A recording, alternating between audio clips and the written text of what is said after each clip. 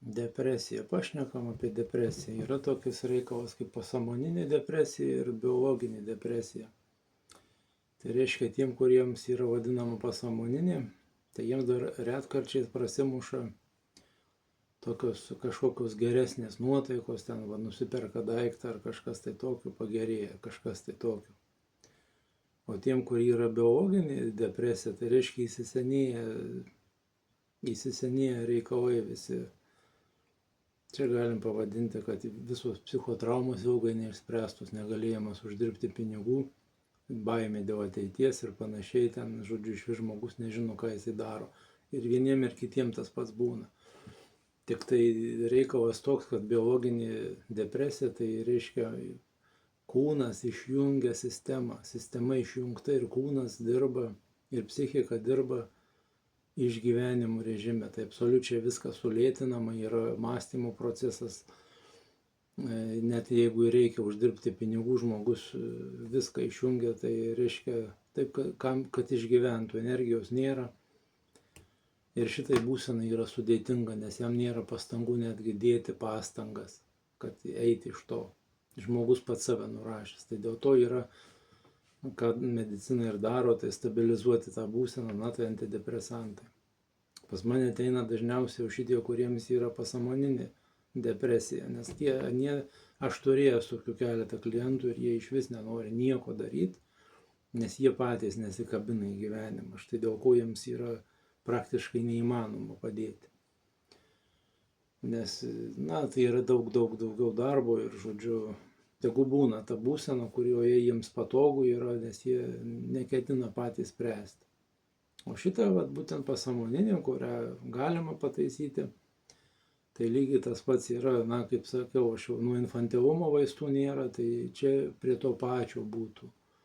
Žmonės yra 5-6 metų vaikučiai užstrigę pasąmonėje ir būtent šitos depresijos dėl to, kad ir yra, kad jie priversti dirbti ne tą, ką jie nori, jie priversti gyventi ne taip, kaip jie nori, jie nežino, kas jie yra, pakrikštinti visi. Ir taip toliau, ir čia daug visko padaryta ir žmogus jaučiasi blogai. Tai šitą būseną ją galima išspręsti. Gerai, dabar apie šitokį klientą, kodėl dar ir šitiems yra neįmanoma kai kada padėti, tiksliau neįmanoma jiems ateiti iki manęs. Dabar strateginę sesiją turėjau, mergina 30 metų, čia jos mama kažkur tai irgi išgirdo mane, 2 vaikučiai iki pietų žliumbė, o po pietų jinai net, jau atsigauna šiek tiek. Tai toks žmogus, kuriam galėčiau padėti. Ir reiškia, strateginę pravedėm, visą kitą pagalba galima. Ir pinigų susirastų, susimokėti, visą kitą. Kai atėjo laikas mokėti, iš karto man žinutė, o gal jūs prapulsit, o gal jūs mane padėsit. Ir pavedimo nebereikia daryti. Tai aš jums paaiškinsiu, kas tai įvyksta. Tokia moteris, kuri gyvena, nedirba pati, su vaikučiais jinai gyvena, greičiausiai jinai pinigus tuos... Tai yra 1000 eurų depresijos sprendimas, šitos būsenos. Aš jai pažadėjau tą, kad reiškia susimokė vieną sumą ir jau aš apsimsiu ant savęs. Ar ten 1 seanso reikės, ar 10, ar daugiau aš jūs padarysiu, nekainuos papildomai.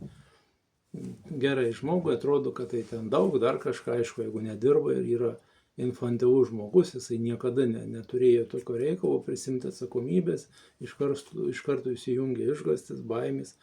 Bet čia greičiausiai tai yra mama matė mane, mama liepė kreiptis, bet jai pačiai tai yra antrinė nauda, jinai sąmoningai kenčia, bet pasąmonė yra antrinė nauda, jinai gauna dėmesio, jai dirbti nereikia, jinai sėdė aukos pozicijoje ir to keisti nereikia.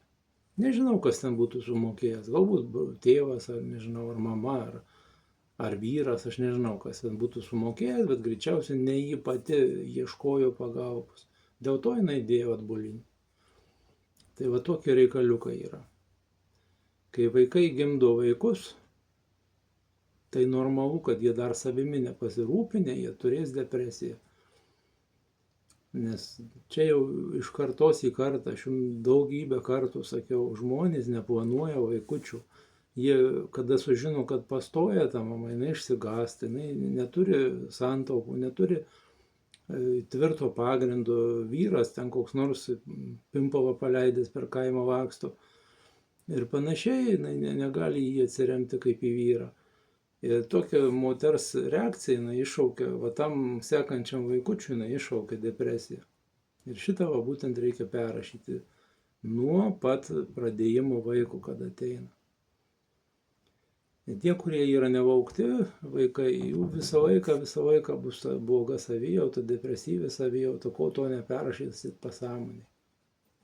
Supraskit, kad jūsų pasąmonė, kaip jinai jūs gali susargdinti, taip jinai gali jūs išgydyti.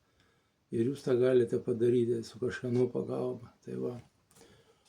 Iki, o kas norit, bandykit registruotis nemokamą konsultaciją, parodysiu, kaip čia atrodo tas visas jūsų pasąmoninis darbas. Jeigu jūs jungsitės į jį, kaip sakant, norėsite patekti, o jeigu ne, nu tai, kaip sakant, bandykit savo jėgomis gyventi ir toliau kaip gyvenat. Niekas jūsų neverčia.